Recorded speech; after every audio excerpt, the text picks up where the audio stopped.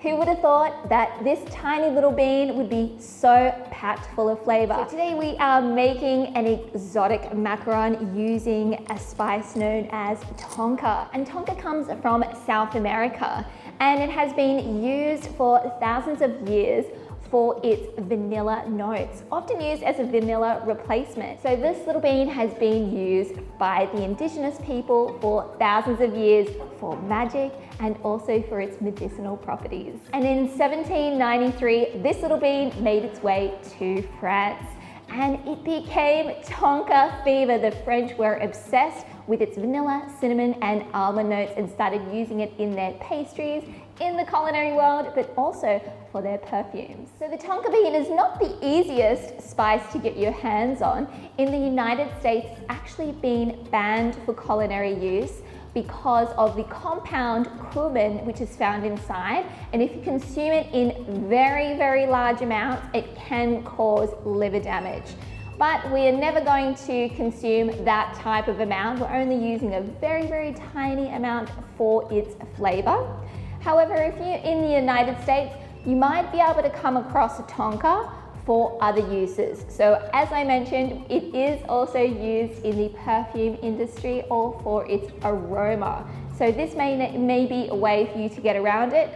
Or if you can't find Tonka, another great substitute is of course the vanilla and cinnamon and a little bit of almond extract. Now these macarons comprise of 3 elements. We have, of course, our eggless macaron shell, followed by our Tonka coffee French buttercream, and our classic caramel sauce. This is Tonka fever, and I just know you're gonna love it. Let's get started making these macarons.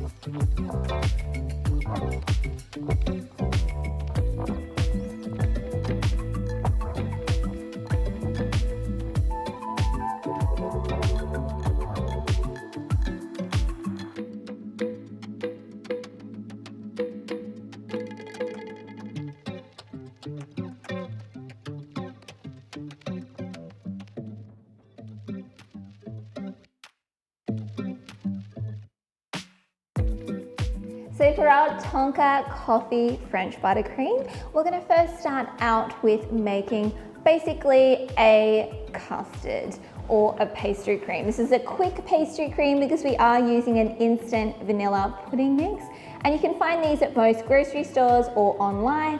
And essentially all it is modified starch, so starch which is going to thicken instantly along with flavor and a little bit of sugar. So we're going to add this now to our milk, and you can use a plant milk, dairy-free or traditional. I'll leave that up to you.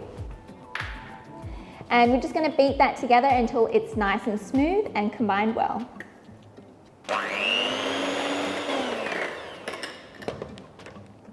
And you'll notice how it will thicken instantly, and it's going to continue to thicken as you set it aside. So we just want to make sure that all that sugar is dissolved. Next up, we're going to start whipping our butter, or in my case, I'm using some firm margarine. And you want to make sure that always when you're making a buttercream that everything is at about the same temperature. I'm using everything at room temperature because we want to try to prevent any type of break in the emulsion. So we're going to grate in some of our Tonka bean into our butter. And I've got here a microplane, or you just want to use your grater on the finer setting. And I'm going to do about half of this bean. It is very strong. Okay, we've used about half of the bean. And we're just going to beat this for about 3 minutes until it's nice and fluffy.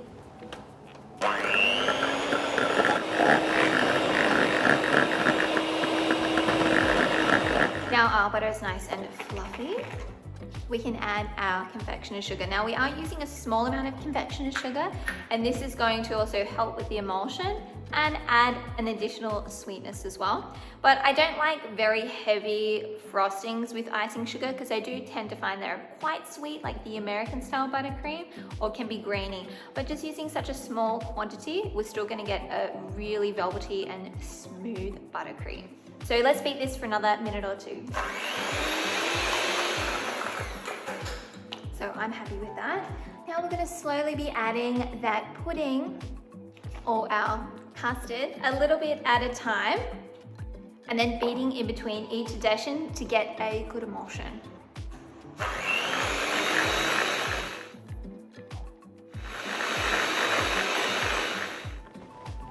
Now I've got a great emulsion.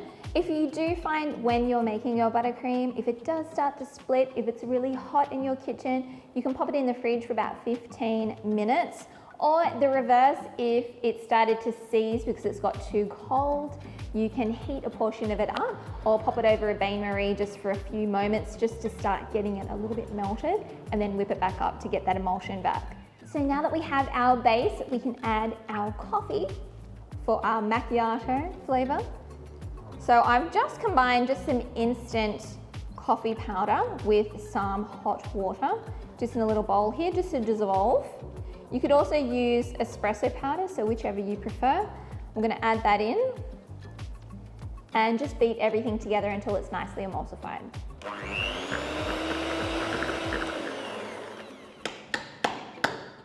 Well, we've got a beautiful emulsion. Let's give it a taste test just to see if we need any more Tonka. I can taste the Tonka, but I think I'm gonna add a little bit more.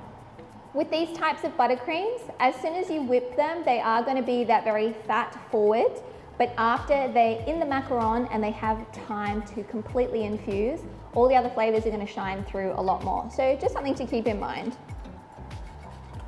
Now I'm just gonna take out any of those very large air bubbles. So when we pipe it, it's gonna pipe beautifully.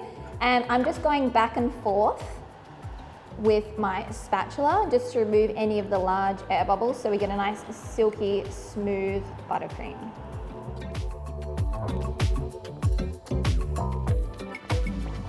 Now we have our macaron shells ready.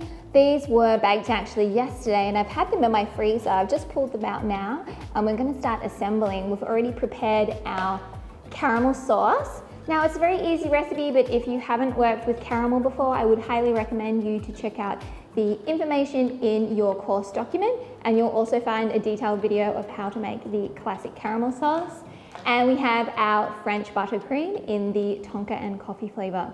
So let's get putting them together.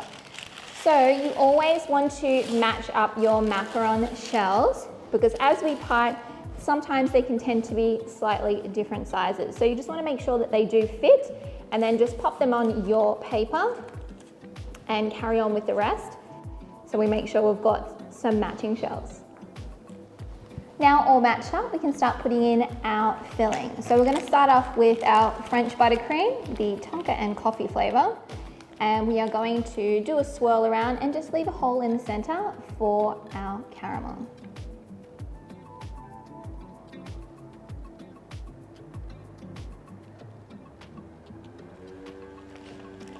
And we're going to put some of that caramel inside. Perfect. And just pop the lid on. I've used a fluted tip today, but you can just use a round tip nozzle if you'd like. And then you just want to pop that onto your tray and carry on with the rest.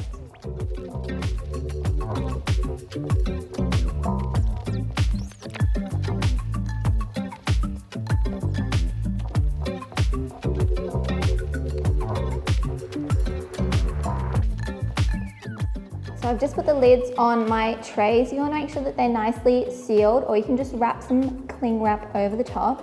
These are going to go into the refrigerator for a minimum of 12 hours, ideally for 24, for all of those flavors to infuse into the shell, and we'll be left with an excellent texture to our macaron. So I'm going to pop this into the fridge now, and these will be ready tomorrow. See you then.